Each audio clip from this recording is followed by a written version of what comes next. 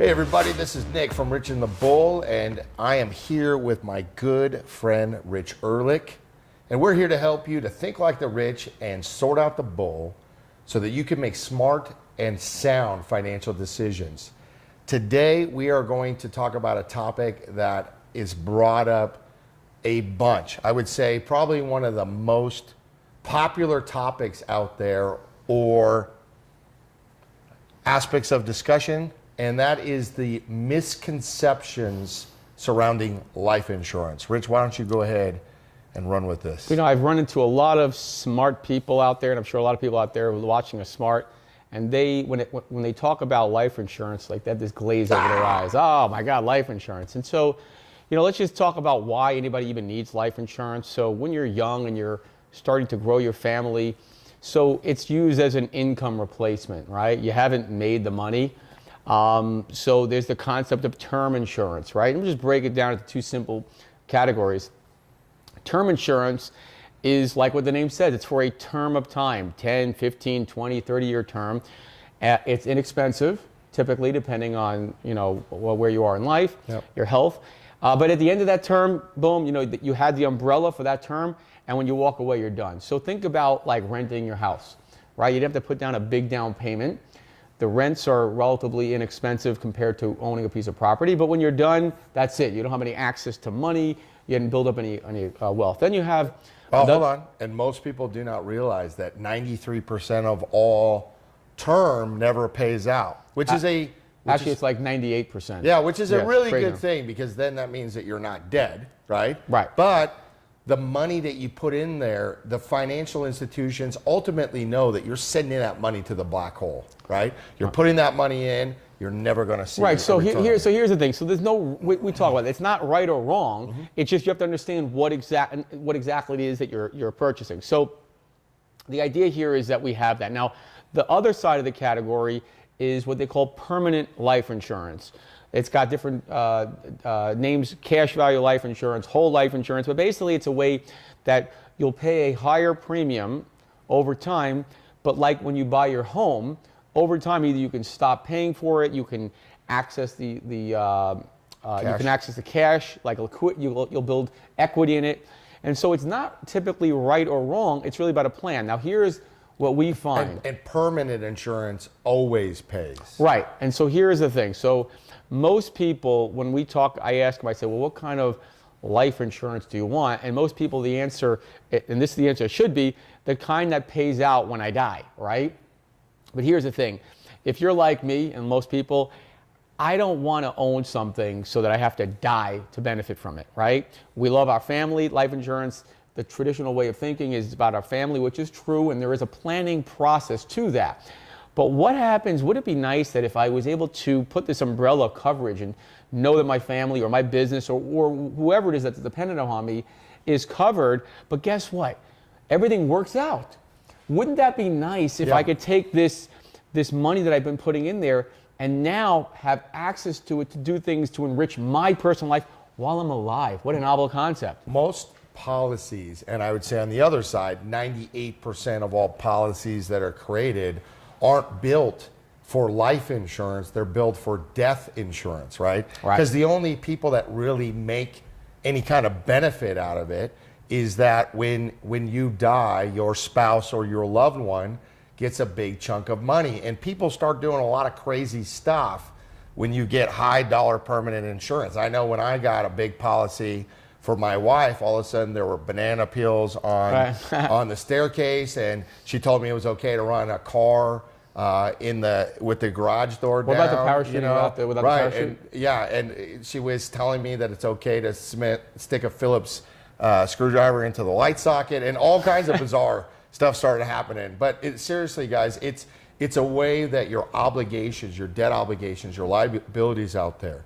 If you have a mortgage, if you have a $300,000 mortgage, you're probably going to pay $650,000 over the life of that mortgage. You're going to have the replacement of your income. If you've got $50,000 a year income, what do you do for the next 10 years? That's factored in. What about credit card debts? What about funeral expenses? What about all that stuff? Right, so I think it goes back to what we talk about, right? You talk about thinking like the rich and sorting out the bull. Well, thinking like the rich use life insurance, but they're using it because the IRS has probably the largest tax break available to them. But it's a tool. They use it as a tool. Right. And by the way, if they said all of a sudden pillows had that same tax rate, they do tilt pillows. It's not. So people say, well, I don't believe in that. Well, great news here is that life insurance is not a religion. You don't need to believe in it. You just have to figure out what works for you. And the reason why most people say they don't believe in life insurance is because your parents said that they didn't believe in life insurance, Right. and their parents said that they didn't believe in life insurance. But most people don't realize that life insurance, unlike any other vehicle out there, is the place where you can stick in a dime and get $1. You can stick in a quarter and get $1. So if you have a retirement account, we were talking about this on an earlier show, right? Right. Have $1 million in an insurance plan and $1 million in a retirement plan. Right. The $1 million, somebody dies, it passes on to you. They're going to pay the tax on taking the money. Right. Then it's going to roll the difference on your 1040. You're going to get taxed again, and you're going to end up with a few $100,000. That $1 million that you had in cash value in your policy, you probably had a $4 or $5 million death benefit. So instead of the $1 million in the retirement account that ends up with a few $100,000 to your family, you have $1 million in your permanent cash value insurance policy, and you die, they get $5 million tax free. Well, what is better? Well, you know, I go back and I think about what a lot of you are probably thinking about. I'm like, Nick, that sounds good about my family, and I'm all good about that, but what about me?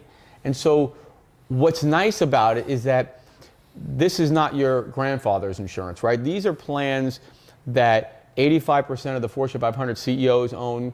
And what's nice is that, look, I tell people all the time, you have to solve for your need first. So your wife doesn't really care how much cash value she has. If something happens, she's going to ask me one question: are we going to be okay? Right? So we solve for that. It goes back to the planning process. I'd love to give you a blue or a green pill, but guess what? You got to do some heavy lifting up front, but it's not that difficult. Once we create that plan, it could be charitable giving, it could be for business partnerships, it could be taking care of children, education. Well, then what about if we could put the majority of that money in our pocket?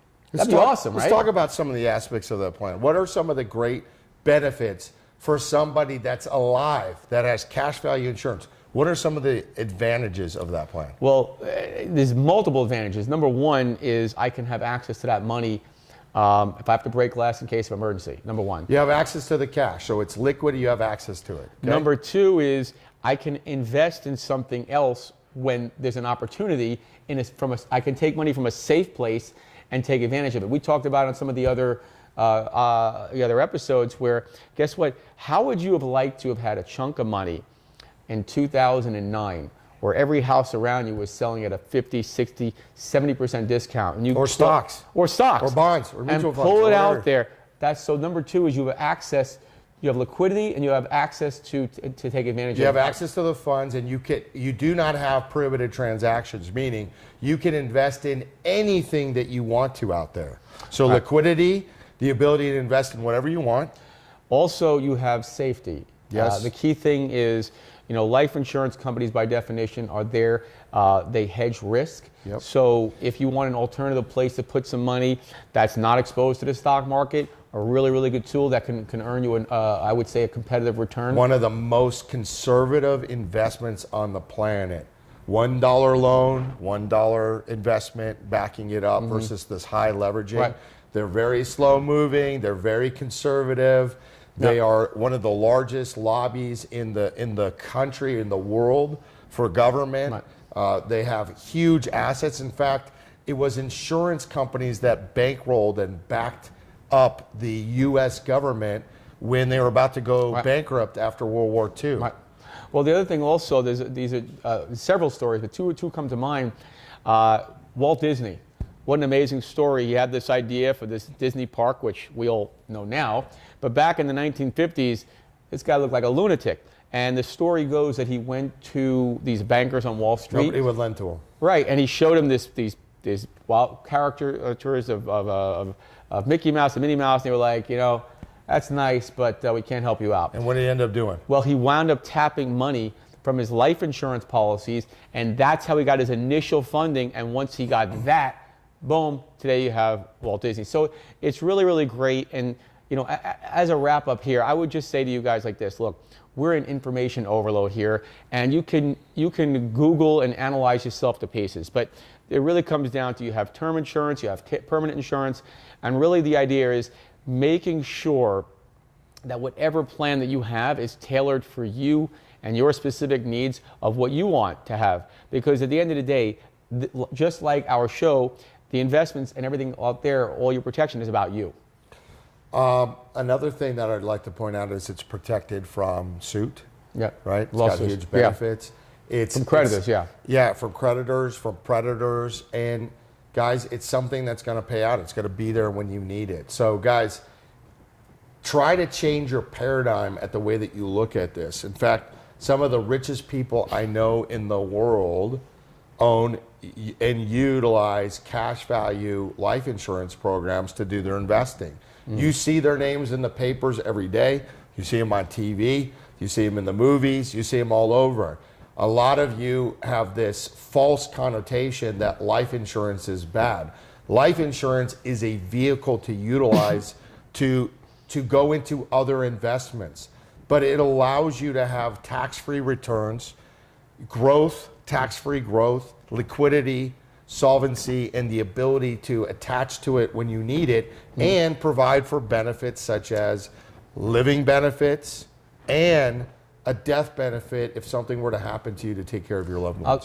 Before we wrap up, I'll tell you, I understand your skepticism because we review countless insurance policies week in and week out. And I would be frustrated also, Nick, because typically what we find when we look at this, they stink. we do what I call insurance policy audits. Yeah, we stink. Analyze, that's the short version. They stink. And what's frustrating is that the things that were told to you, they do have these benefits, but the problem is it's all about the design. Yep. And if the design is benefiting the person who's selling it to you, not good. Yeah. So they're functionally flawed. They told you that the program was going to work a certain way, right, and it doesn't work that right. way, or they designed right. So the program to benefit them and their commissions instead right. of you. Right. So if you guys want an insurance policy audit, we'll analyze it for you. At least you'll have the information to make a smart decision. But really, we want you guys. This is a show. It's about you guys. Follow us. Yeah, Tell us what's important to you. I will close by saying one thing. We went over a gentleman's policy last week. I don't know if you remember this, but he was telling us what the program did on this cash value policy, and he didn't realize that 41.1% of every dollar he was putting away was going towards the cost of insurance. Yeah. And then wonder why he had no cash. By the way, that was a great program for the guy that sold it to him. Yeah, the guy that sold it probably made like 106% of his premium. And we're going to talk about this in a couple other sequential videos. Follow this, guys. Watch what we're talking about. It will literally change your lives and your paradigm on how you look at all this. So remember, guys, like us and follow us on Facebook. Subscribe to our new YouTube channel. Like and share and comment on our videos. When you do so, you're going to be entered into a raffle for a $25 Amazon gift card. Stay tuned for our next episodes, especially these coming up. We're going to talk about the infinite banking concept. We're going to be talking about the whole legacy. What is a good plan? What is a bad plan?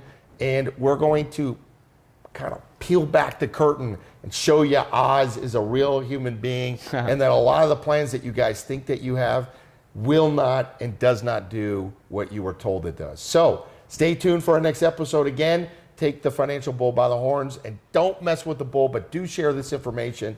We look forward to seeing you on our next episode.